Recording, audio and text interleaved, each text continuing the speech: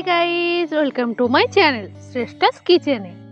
আজকে বাজারে গিয়ে এই অদ্ভুত ফলটা দেখতে পেয়েছিলাম। এটা কি? এটা হচ্ছে অ্যাভোকাডো। হ্যাঁ, আমাদের বাজারে প্রথম এসেছে। মানে এক্সাইটেড হওয়ার কিছু নেই, কিন্তু কি বলতো, নতুন নতুন এসেছে তো সেই জন্য।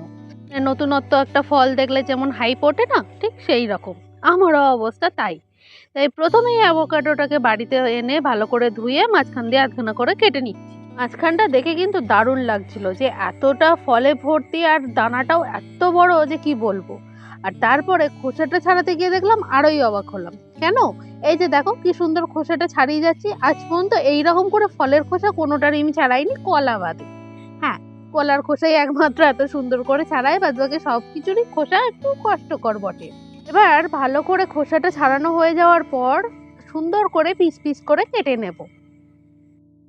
আর যেহেতু নতুন ফল, সেহেতু দানাটাতে রাখতেই হবে গাছ বসানোর জন্য। আর তোমরা যদি এতদিন দেখে থাকো তাহলে অবশ্যই জানবে যে আমি গাছ বসাতে কতটা ভালোবাসি। অ্যাভোকাডোটা কাটা হয়ে গেলে একটা সাইডে রেখে দেবো। এবার একটা বোলের মধ্যে নিয়ে নিচ্ছি 1.5 কাপ মতো ময়দা, তাতে অল্প পরিমাণ মতো নুন, আর নিয়ে নিচ্ছি একটা ডিম। হ্যাঁ, এই ডিমটা নেওয়ার পর ভালো করে এগুলোকে মিক্স করে মাখতে হবে। তোমাদের যদি মনে হয় যে আটাটা টাইট হয়ে যাচ্ছে, মাখা একদমই যাচ্ছে না, সেক্ষেত্রে কিন্তু 1-2 চামচ মতো জল তোমরা ইউজ করতে পারো, কিন্তু চেষ্টা করবে যতটা জল না ইউজ করা যায়। তারপর ভালো করে এইভাবে মেখে এটাকে আধ ঘন্টার জন্য রেস্টে রেখে দিয়েছিলাম। তারপর ডোটা বার করে নিয়ে ছোট ছোট লেচি করে কেটে নিতে হবে। এতক্ষণে তোমরা নিশ্চয়ই বুঝে গেছো কি বানাচ্ছি। হ্যাঁ, আমরা বানাচ্ছি অ্যাভোকাডোর পাস্তা। পাস্তার জন্য আমি ময়দাটাকে এইভাবে মেখে নিয়েছিলাম। তোমরা যদি চাও রেডি টু ইউজ যেগুলো বাজারে পাওয়া যায় সেইগুলো দিয়েও করতে পারো, আর আমার মতো হোমমেড ভাবেও বানাতে পারো। আসলে কি বলো তো, বানাতে ভালোই লাগছিল, সেই জন্য ভাবলাম পুরোটা হোমমেড ভাবেই বানাই। তারপর এরকম কিছুটা ময়দা ছড়িয়ে নিয়ে একটা লেচি নিয়ে ভালো করে পাতলা পাতলা করে বেটে আর লম্বা লম্বা করে কেটে নেবো, ঠিক এই রকম। এবার এটাকে জলের মধ্যে দিয়ে ভালো করে সেদ্ধ করে নেব।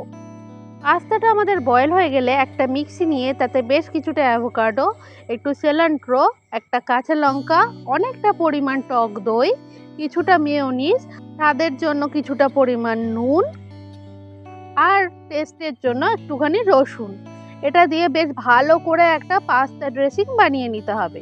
হ্যাঁ, পাস্তাটা বানাচ্ছি বটে, কিন্তু আমরা কিন্তু পাস্তাটা রান্না করব না। তার জন্য একটা বোলের মধ্যে পাস্তা, বেশ কিছুটা সিলান্ট্রো, কিছুটা শসা কুচি, কিছুটা টমেটো কুচি, আর আমাদের যে ড্রেসিংটা বানিয়ে রেখেছি সেইটা দিয়ে ভালো করে মিক্স করে নেব।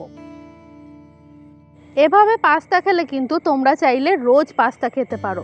এটা খুবই হেলদি, একদম প্রোটিনে ভরপুর, আর দারুণ সুন্দর টেস্ট হয়।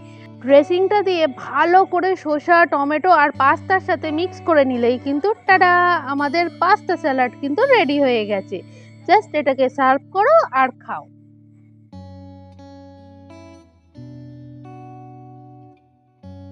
আর আজকের পাস্তাটা বানাতে কি কি লেগেছে সেগুলোও দেখে নাও।